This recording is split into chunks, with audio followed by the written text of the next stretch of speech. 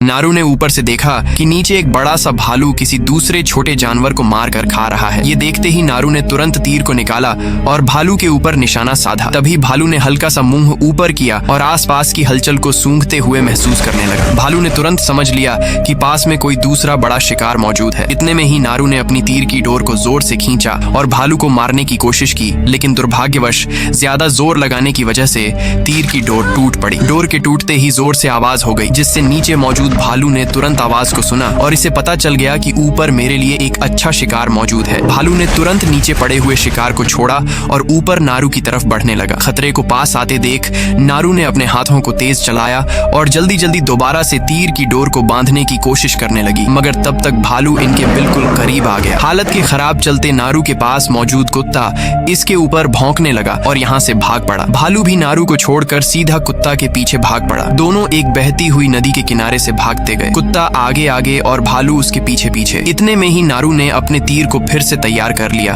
और सीधा ऊपर से नीचे आ गई। इसने चारों तरफ नजर घुमाई, लेकिन दूर दूर तक कुत्ता और भालू यहाँ पर नहीं था। तभी नारू ने अचानक सामने देखा कि इसका कुत्ता वापसी मेरी ही तरफ आ रहा है। उसके पीछे पीछे भालू भी पूरी ताकत के साथ भागते हुए इसके पास ही आ रहा है। बिना देर किए नारू ने एक तीर निकाला और सीधा भालू की तरफ फेंक दिया, लेकिन नारू का निशाना बिल्कुल भी अच्छा नहीं है। भालू को अपने पास आते हुए देख नारू ने तुरंत पीछे हटने का फैसला किया और यहाँ से भाग पड़ी। कुछ ही दूर जाने पर नारू ने सामने पानी से भरी हुई एक छोटी नदी को पाया। मौके पर ही नारू ने पानी की गहराई में जंप कर दिया, जिससे भालू के लिए नारू को ढूंढ पाना मुश्किल हो गया। नारू तैरते हुए पानी से निकलकर कुछ झाड़ियों में जा छुपी। पानी से बाहर आते ही भालू की नजर नारू पर पड़ गई और तेजी से भालू इसे मारने चला। भालू ने नारू को मारने की हर एक कोशिश की, लेकिन मजबूत झाड़ियों के पीछे होने की वजह से भालू अपने काम में नाकाम होता हुआ नजर आ रहा है। तभी अचानक नारू ने महसूस किया कि भालू अचानक से पीछे हट गया और आसपास की किसी दूसरे शिकार की हलचल महसूस करने लगा और तेजी से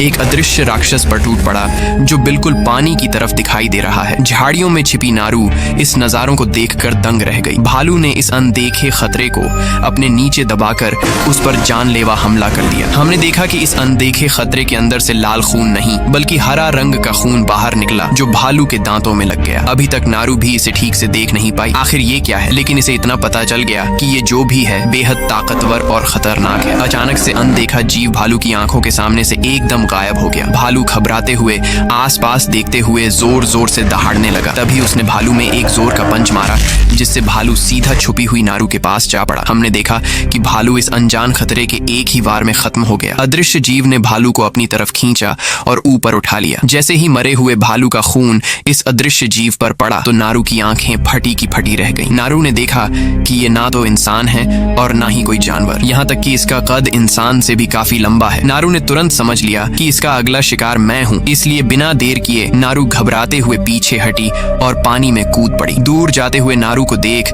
इस जीव ने अपनी एक अजीब सी पावर का इस्तेमाल किया और नारू को निशाना बना लिया, लेकिन फिर भी इसने नारू के ऊपर हमला नहीं किया। नारू पानी में बहते हुए काफी दूर चली गई, जिससे इसे लगा कि अब वो मेरे पीछे नहीं है। ये सोचकर नारू पानी से बाहर निकली और कुछ देर आराम करते हुए चैन की सांस ली। असल में नारू को आए इस अनजान खतरे के बारे में पहले से पता था, क्योंकि जब कुछ वक्त पहले नारू अपने कुत्ते के साथ जंगल में एक बड़े से हिरण का शिकार करने के लिए शांति से छुपी हुई थी और एक अच्छे मौके का इंतजार कर रही थी हिरण के ऊपर अटैक करने का, लेकिन तभी अचानक से आसमान से कुछ तेज और भयानक आवाजें आने लगी। आवाज को सुनते ही हिरण भी तेजी से भाग पड़ा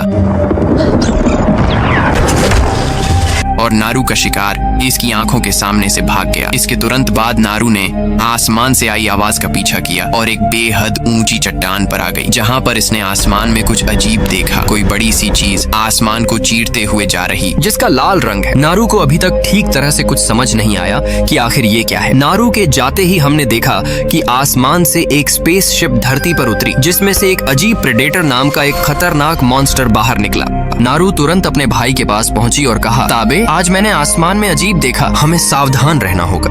ताबे, आज सुबह आसमान में मैंने कुछ देखा। मुझे लगता है कि वो कोई बड़ा खतरा है। मगर ताबे ने अपनी बहन से कहा, पहले अपने अंदर की परेशानियों का शिकार करो, और विश्वास नहीं किया। इतना कहते ही ताबे यहाँ से चला गया। जैसे ही नारू अपनी मॉम के पास पहुंची तो इसकी मॉम ने नारू से कहा कि तुम बाकी लड़कियों की तरह क्यों नहीं रहना चाहती हो, आखिर तुम्हें शिकार ही क्यों करना है। जिस पर नारू ने कहा, क्योंकि लोगों को लगता है कि मैं काबिल नहीं हूँ। तुम्हें शिकार ही क्यों करना है? क्योंकि सबको लगता है मैं काबिल नहीं हूँ। इनका ये एक छोटा सा कबीला है जिसमें कुछ ही गिने चुने लोग हैं जो पूरी तरह खाने के लिए जंगल में मौजूद छोटे मोटे जानवरों पर निर्भर रहते हैं। अगले ही पल नारू हर बार की तरह अपने कुत्ते को लिए जंगल में शिकार करने निकल पड़ी, मगर काफी छानबीन करने के बाद भी इसे आज कुछ नहीं मिल रहा। मगर तभी इसने आज जंगल में अपने भाई और उसके साथ कुछ कबीले के लोगों को देखा। ये सभी अपने एक साथी को तलाश कर रहे हैं जिसे कुछ देर पहले एक बाघ उठाकर ले गया था। नारू को देखकर एक लड़के ने इसका मजाक उड़ाते हुए कहा, तुम्हें यहाँ पर किसने बुलाया? यहाँ पर खाने पकाने वाली नहीं बल्कि शिकार करने वाली चाहिए। खाना पकाने वाली नहीं, शिकारी चाहिए। तभी ताबे बोला, इसकी जरूरत पड़ सकती है। अगर हम में से कोई जख्मी हुआ तो नारू उसकी देखभाल कर सकती है। तो लेकिन खतरा यही खत्म नहीं हुआ, क्योंकि जब थोड़ी ही दूरी पर एक बड़ा सा सांप अपने सामने मौजूद एक चूहे को खाने चला तो प्रेडेटर यहाँ आ पहुंचा। सांप ने आसपास की हलचल को महसूस किया और प्रेडेटर के ऊपर टूट पड़ा, मगर प्रेडेटर ने एक ही झटके में सांप को मारा और इसे 2 हिस्से में फाड़ दिया। जंगल में ये सभी अपने पिछड़े हुए साथी को ढूंढते हुए आगे बढ़ रहे हैं। इसी वक्त नारू ने एक पेड़ की पत्ती पर खून की कुछ बूंदें देखी, जिसका साफ इशारा है कि इनका साथी और वो शेर आसपास ही मौजूद है। अचानक कुत्ते ने महसूस कर लिया और भागते हुए बाएं तरफ दौड़ पड़ा, जहां पर इनका पिछड़ा हुआ साथी शेर के अटैक से जख्मी पड़ा हुआ है, लेकिन अच्छी किस्मत के चलते अभी तक यह जिंदा है। सभी ने बिना देर किए आसपास से जड़ी बूटियों को इकट्ठा करके इनसे दवाई बनाई और इसके जख्मों पर लगाया। नारू को विश्वास होता है कि इसकी बॉडी पर यह जख्म शेर ने नहीं दिए। भला शेर इसे जिंदा क्यों छोड़ता है? नारू ने तुरंत इस बात को अपने भाई से कहा कि इसके साथ ये सब शेर ने नहीं किया। मुझे लगता है यहाँ पर कोई और है जो उस शेर से भी ज्यादा खतरनाक है। मगर ताबे ने इसकी बात को नहीं माना और इसे वापस बाकी लोगों के साथ घर जाने को कहा। कुछ ही दूर नारू ने उस मरे हुए सांप को देखा जिसकी खाल को ऊपर से हटाया हुआ है। यहीं पर इसने एक बेहद बड़े पांव के निशान को देखा। नारू ने तुरंत पास में मौजूद लड़के को इस पैर के निशान को दिखाया। लड़के ने बेफिक्र होकर कहा, यह भालू के पैर का निशान हो सकता है। नारू ने कहा, हो सकता है ये भालू के निशान नहीं। हर किसी ने इसकी बात को नहीं माना। नारू ने वापस अपने भाई के पास जाने का फैसला किया जो उस शेर को मारने अकेला गया है। नारू ने इसके पास आकर कहा कि मुझे कुछ निशान मिले और वे बेहद बड़े हैं। इसके भाई ने कहा कि मुझे भालू से डर नहीं लगता। मुझे भालू से डर नहीं लगता। नारू बोली, वो भालू के नहीं है। मैंने आज से पहले ऐसे निशान नहीं देखे। यहाँ तक कि उसने सांप की खाल को बेरहमी से उतारा हुआ है। ताबे ने कहा, फिलहाल हम शेर की गुफा के पास हैं। सभी ने शेर को बाहर निकलने का एक प्लान बनाया, जहाँ नारू और एक लड़का सामने मौजूद पेड़ पर चढ़ गए और ताबे एक जगह पर छिप गया। सब कुछ शांत था, लेकिन अचानक शेर आया और पेड़ पर मौजूद लड़के को अपने साथ ले गया। ये देखते ही नारू दंग रह गई। अगले ही पल शेर पेड़ के ऊपर चढ़ा और नारू को मारने आगे बढ़ने लगा। नारू अपने हाथ में बड़े से भाले को लिए पीछे हटने लगी। पीछे देखा कि डाल खत्म है। सामने शेर भी बिल्कुल इसके करीब आ रहा है। नारू का हल्का सा ध्यान भटकते ही शेर इसके ऊपर टूट पड़ा। गिरते हुए नारू ने अपने भाले को सीधा शेर के पेट में मारा और खुद नीचे गिर गई। कुछ वक्त के बाद जब इसकी आंख खुली तो इसने अपने आप को अपनी माँ के पास पाया और कहा, मुझे ताबे के पास जाना है। वही हमने बाहर देखा जहाँ ताबे उस शेर को मारकर अपने कंधे पर रखकर बस्ती की तरफ ला रहा है। बस्ती के लोग ये देखते ही खुश हो गए। असल में ताबे इस बस्ती का सबसे ताकतवर और फुर्तीला इंसान है, जिसने आज से पहले भी काफी खतरनाक जानवरों का शिकार किया है। अब जैसे ही सुबह हुई तो नारू फिर से अपने शिकार के लिए निकल पड़ी। हालांकि बस्ती की सभी औरतें घरेलू कामकाज और जड़ी बूटियां लेने जा रही हैं, मगर नारू इन सबसे अलग रास्ता चुनकर जंगल की ओर गई, जहां पर इसने एक पेड़ की टूटी हुई डाल पर प्रेडेटर का हरे रंग का खून देखा। पास में उसके कदमों के निशान भी थे, जिसका मतलब साफ है कि प्रेडेटर यहाँ से निकला है। नारू ने एक लड़की से पैर के निशान को मापा जो काफी ज्यादा बड़ा है। कुछ ही दूरी पर हमने एक भेड़िए को देखा जो सामने मौजूद छोटे खरगोश पर अपनी नजर लगाए बैठा है। खरगोश ने खतरे को महसूस किया और पूरी जी जान लगाकर भागने लगा। भेड़िया भी अपना पेट भरने के लिए इसके पीछे भाग पड़ा। काफी देर भागदौड़ होने के बाद भेड़िए ने जैसे ही खरगोश को पकड़ा, तभी अचानक प्रेडेटर ने भेड़िए को जोर का पंच मारा, जिससे भेड़िया दूर जा पड़ा। मगर भेड़िया ने भी हिम्मत नहीं हारी और फुर्ती से खड़ा हुआ और अपने आसपास देखने लगा, लेकिन इसे कुछ भी दिखाई नहीं दे रहा। प्रेडेटर ने अपने हाथ के अंदर से नुकीले खंजरों को निकाला। ये देखते भेड़िया तेजी के साथ प्रेडेटर की तरफ इसे मारने चला, मगर प्रेडेटर ने एक ही वार में इसे दूर फेंका, जिससे भेड़िया फिर दोबारा खड़ा ना हो सका। वहीं नारू ने अपनी छोटी कुल्हाड़ी पर एक रस्सी को बांधा और इसे एक पेड़ से दूसरे पेड़ में मारने लगी। कुछ वक्त तक प्रैक्टिस करने के बाद नारू ने समझ लिया कि यह हथियार ही मुझे मेरे दुश्मन का खत्म कर सकता है। अच्छी प्रैक्टिस करने के बाद नारू अपने आगे के रास्ते पर चल पड़ी। तभी इसने एक खेत में काफी सारे भैंसों को देखा, जिनके ऊपर से खाल को पूरी तरह से उतारा हुआ है। ये देखते ही नारू के पैरों तले जमीन खिसक गई, क्योंकि यहाँ पर एक दो भैंस नहीं थी, बल्कि काफी सारी थीं, जिनकी बॉडी से बड़ी ही बारीकी से खाल को उतारा हुआ है। नारू ने तुरंत समझ लिया कि यह काम किसी आम शिकारी का नहीं है, बल्कि उस अनजान खतरे का है। इस भयानक नजारे को देखकर नारू ने तुरंत अपने पैर पीछे लिए और वापस घर जाने का फैसला किया। मगर कुछ ही दूर जाने पर इसने अपने आसपास से एक भयानक हलचल महसूस की। चारों तरफ पक्षियां फड़फड़ा रहे हैं। थोड़ी ही दूर नारू ने पेड़ पर कुछ भयानक निशान देखे, जिसका मतलब साफ है कि वह प्रेडेटर आसपास ही मौजूद है। डरते हुए नारू खड़ी हुई और पूरी सावधानी के साथ आगे बढ़ने लगी। लेकिन 2 ही कदम चलने के बाद नारू सामने मौजूद एक दलदल में फंस गई। बिना देर किए नारू ने अपने कुत्ते को आवाज लगाई, लेकिन इस वक्त इसका कुत्ता भी इसके पास नहीं था। वह शायद अभी वो किसी छोटे मोटे शिकार की तलाश में गया है। हालात इतनी ज्यादा खराब हो गए कि अब इसके पास दलदल से निकलने का कोई रास्ता नहीं है। तभी इसने एक विचार सोचा और अपनी रस्सी से बंधी हुई कुल्हाड़ी को निकाला और सामने मौजूद एक टूटे पेड़ की तरफ कुल्हाड़ी को फेंका। लेकिन कुल्हाड़ी पेड़ में न अटकी। जितनी ज्यादा देर हो रही थी उतना ही नारू के लिए खतरा बढ़ रहा था, क्योंकि अब नारू काफी हद तक दलदल में धंस चुकी है। काफी बार प्रयास करने के बाद नारू की कुल्हाड़ी टूटे हुए पेड़ में अटक पड़ी, जिससे किसी तरह से नारू रस्सी पर अपनी हल्की पकड़ बनाकर आराम से बाहर निकली। बाहर आते ही कुत्ता भी अपने मुंह में लिए हुए एक छोटे शिकार को लेकर यहाँ पर आ पहुंचा। दोनों ने वक्त को पहचानते हुए अपने कदम आगे की ओर बढ़े। कुछ दूर जाने पर नारू ने एक भालू को देखा जो अपने शिकार को खाकर पेट भर रहा है। नारू ने बिना आवाज किए इसके ऊपर निशाना लगाया और डोर को जोर से खींचा, लेकिन ज्यादा जोर के चलते डोर की रस्सी टूट पड़ी, जिससे नीचे मौजूद भालू को आवाज महसूस हो गई और तुरंत उनके ऊपर टूट पड़ा। लेकिन कुत्ता नारू को बचाते हुए इसे अपने साथ कहीं दूर ले गया। वक्त का फायदा उठाकर नारू ने तुरंत तीर को जोड़ा और सीधे नीचे आ गई। इतने में ही वह भालू भी कुत्ते का पीछा करते हुए उनकी तरफ आने लगा। खतरे को पास आते देख नारू ने तुरंत पानी में जंप कर दिया और कुछ झाड़ियों में जा छुपी। मगर इसी दौरान यहाँ पर वही प्रेडेटर आ गया, जिसने भालू को एक झटके में मार दिया और उसे दोनों हाथों पर उठा लिया। और यहाँ पर पहली बार नारू ने इस अनजान आए खतरनाक खतरे को पहली बार देखा। ये देखकर नारू के पैरों तले जमीन निकल गई। इसने तुरंत पानी में जंप किया और यहाँ से भाग पड़ी। काफी दूर जाने के बाद नारू पानी से बाहर आई और अपने गीले कपड़ों से पानी को निचोड़ा और जंगल के अंदर चल पड़ी। मगर इसी वक्त नारू को इसके कबीले के लोगों ने घेर लिया और कहा कि हमें तुम्हारे भाई ने तुम्हें ढूंढने के लिए भेजा है और वह खुद जंगल की दूसरी तरफ तुझे तलाश करने निकला है। रुक जा, चुपचाप घर चल। ये सुनते ही नारू ने अपने भाई की तरफ जाने का फैसला किया, लेकिन इन लोगों ने कहा कि तुम हमारे साथ अभी और इसी वक्त घर चलो। नारू ने बड़े प्यार से समझाया कि मैंने उसे देखा। वह कोई इंसान या जानवर नहीं है, बल्कि एक बेहद खतरनाक प्रेडेटर है। मैंने उसे देखा। किसे देखा? जिसके वो निशान थे उसे देखा। लड़की ने मजाक उड़ाते हुए बोला, अच्छा हो जो बच्चों की कहानियों में होता है।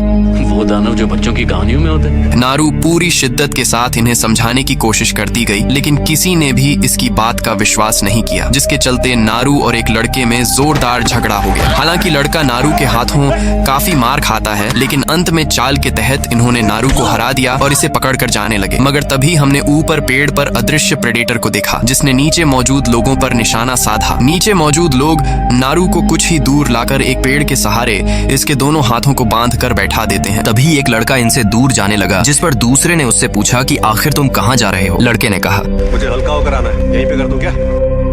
इसके जाते ही सभी ने आसपास से कुछ अजीब आवाज सुनी। यह देखकर सभी ने अपने तीर को उठा लिया और हमले से लड़ने को तैयार हो गए। कुछ वक्त इंतजार करने के बाद 2 जंगली चूहे इनके तरफ आए, जिस पर एक लड़के ने तुरंत अपने तीर से इसका शिकार कर दिया। इस बात पर लड़का हंसने लगा कि हम इस छोटे से चूहे से डर रहे हैं। तभी नारू ने कहा कि आखिर वो चूहे हमारी तरफ ही क्यों आए? आखिर उस तरफ ऐसा क्या है जिससे डर कर वह इस तरफ आए? वो जंगली चूहे हमारी तरफ क्यों आए? तभी एक लड़का बिना डरे उसे चूहे के पास पहुंचा और चूहे को अपने हाथ में उठाया। यह देखकर सभी हंसने लगे, मगर अचानक लड़की के ऊपर 3 लाल निशान आने लगे, मानो जैसे किसी ने बंदूक से इसके ऊपर निशाना लगाया हुआ है। इससे पहले कि ये लोग कुछ समझ पाते 3 तीर सीधा लड़के में आ लगे और एक ही झटके में लड़के की जान चली गई। यह देखकर बाकी बच्चे 2 लोग घबरा उठे और भाले को उठाकर खतरे से लड़ने को तैयार हो गए। जैसे प्रेडेटर उनके करीब आया तो दोनों लड़के उसके ऊपर टूट पड़े। लेकिन परेशानी की बात तो ये है कि प्रेडेटर बार बार गायब हो जाता है, जिसके चलते किसी को भी इसे मारना पूरी तरह से मुश्किल है। प्रेडेटर ने पहले एक लड़के के हाथ को काटा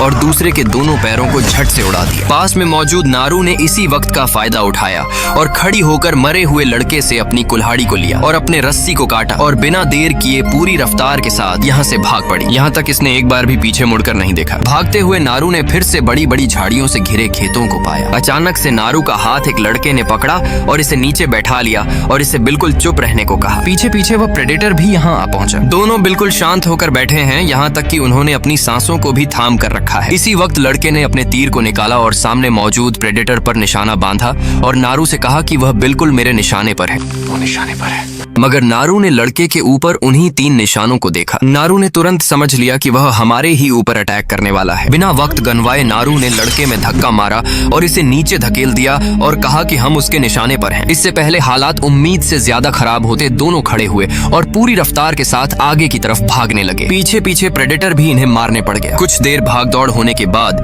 प्रेडेटर ने लड़के को 2 हिस्सों में कत्ल कर दिया, मगर नारू फिर भी ना रुकी और भागते हुए काफी दूर पहुंच गई। लेकिन बुरी किस्मत के चलते अचानक इसका पैर जंगल में लगे हुए एक ट्रैप में फंस गया। पीछे आ रहा प्रेडेटर भी बिल्कुल इसके करीब आ गया। उसने ट्रैप में लगी जंजीर को उठाया, मगर फिर भी प्रेडेटर ने नारू को कुछ भी नहीं किया और चुपचाप नारू को इसी हालत में छोड़कर यहाँ से चला गया। इसी वक्त कुछ गुंडे लोग अपने हाथों में बंदूक लिए यहाँ आ पहुंचे और नारू को बंदी बना लिया। रात को जब नारू ने देखा कि मैं लकड़ियों से बने हुए छोटे पिंजरे के अंदर कैद हूँ, इसी वक्त इसके पास एक आदमी आया और पूछा कि तुमने क्या देखा, मगर नारू ने इनको सच्चाई बताना कुछ खास नहीं समझा। इसी वक्त उन्होंने नारू के भाई ताबे को निकाला। इसका मतलब साफ है कि नारू से पहले इन्होंने ताबे को अपने ट्रैप में फंसाया है। यह लोग इनसे उस प्रेडेटर के बारे में पूछने लगे, लेकिन नारू ने फिर भी कुछ नहीं बताया। मगर इनको किसी भी तरह से उस प्रेडेटर को जान से मारना है, इसलिए दोनों को एक बंजर और उजड़ी जगह में एक पेड़ से बांध दिया और खुद इनसे कुछ मीटर दूर बंदूकों को लिए बैठ गए हैं। इनका प्लान था कि जैसे ही प्रेडेटर सामने मौजूद दोनों भाई बहनों का शिकार करने आएगा तो उसी वक्त हम उसके ऊपर चारों तरफ से हमला कर देंगे। नारू ने अपने भाई से कहा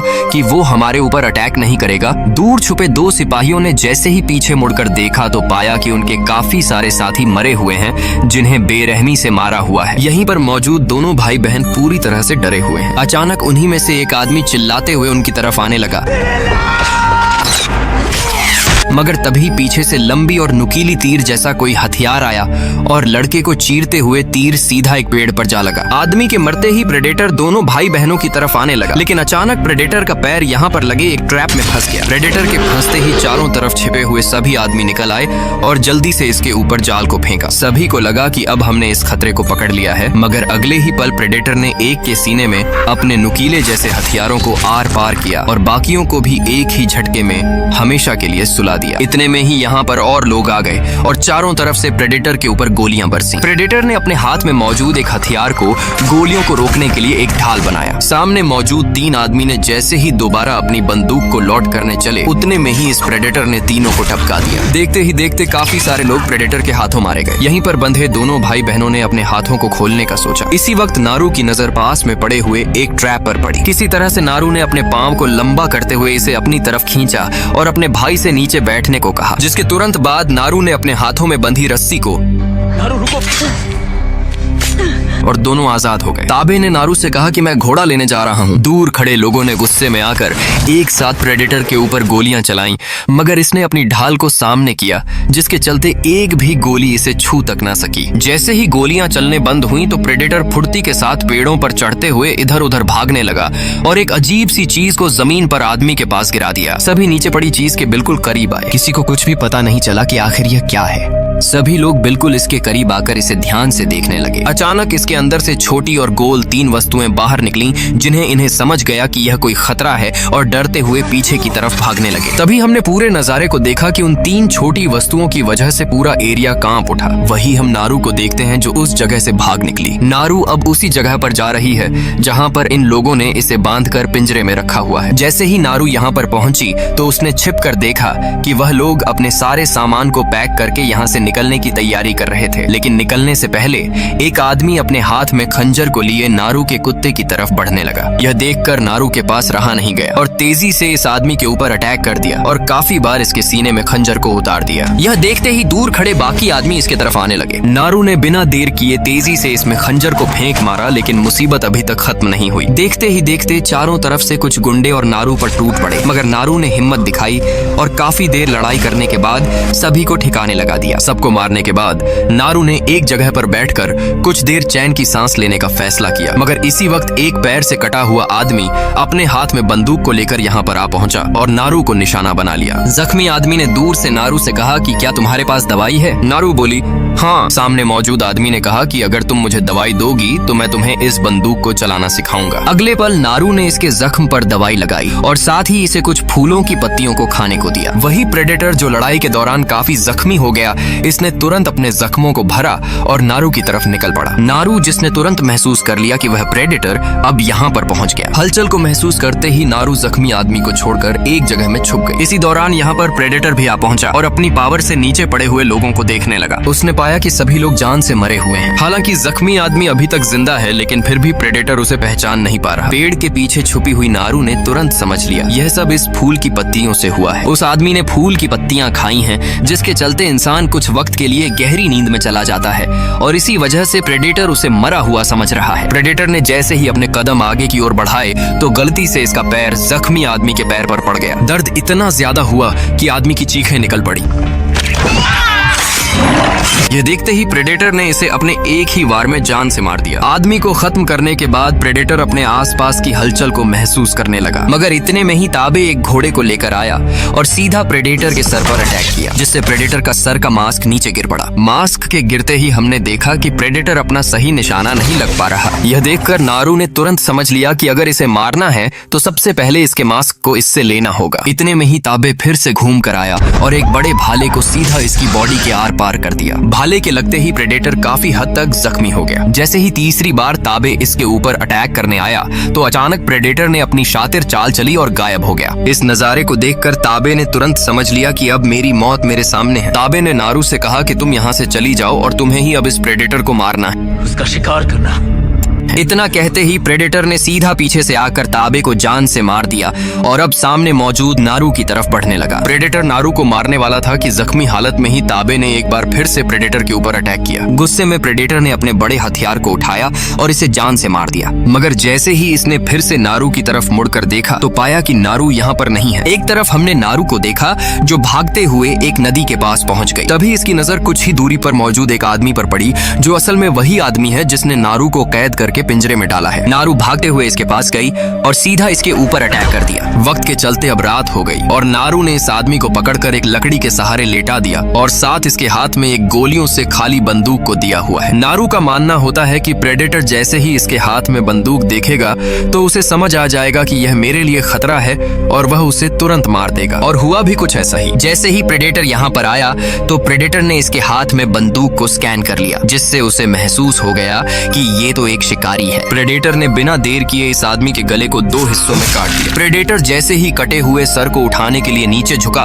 तो पीछे से नारू ने बिना आवाज किए इसके ऊपर बंदूक को रख दिया और निशाना लगाकर इसके सर पर गोली चला दी, जिससे प्रेडेटर का मास्क नीचे गिर गया। नारू ने जल्दी से इसके मास्क को उठाया और यहाँ से भाग पड़ी। मास्क के हटते ही अब प्रेडेटर के लिए निशाना लगाना काफी मुश्किल हो गया। नारू को तलाश करते हुए प्रेडेटर काफी दूर आ गया। यहीं पर हमने ऊपर नारू को देखा, जिसने ऊपर से छलांग लगाई और प्रेडेटर के ऊपर कूदकर अपनी कुल्हाड़ी को उसके सर में बार बार मारने लगी। लगातार हमला होने की वजह से प्रेडेटर अब काफी जख्मी हो गया। गुस्से के साथ प्रेडेटर ने नारू पर हमला किया। नारू जानबूझकर इसे अपने पीछे लाने लगी और कुछ नुकीली लकड़ियां, जिन्हें नारू ने पहले ही पेड़ में बांध कर रखा हुआ था, प्रेडेटर सीधा इनमें आकर लगा। यहाँ तक कि नारू ने प्रेडेटर के एक हाथ को भी काट दिया। लेकिन एक वक्त ऐसा आया कि नारू इसके हाथ लग गई। गुस्से के साथ प्रेडेटर ने इसके ऊपर जान लेने की पूरी कोशिश की, लेकिन नारू बड़े बड़े पत्थरों के बीच जा पड़ी। हालांकि प्रेडेटर ने अपने वार को बिल्कुल इसके गले पर रखा हुआ है, मगर चट्टानों के बीच फंसे होने की वजह से नारू का गला बाल बाल काटने से बच रहा है। घबराते हुए नारू ने तुरंत इसके मुंह को पकड़ा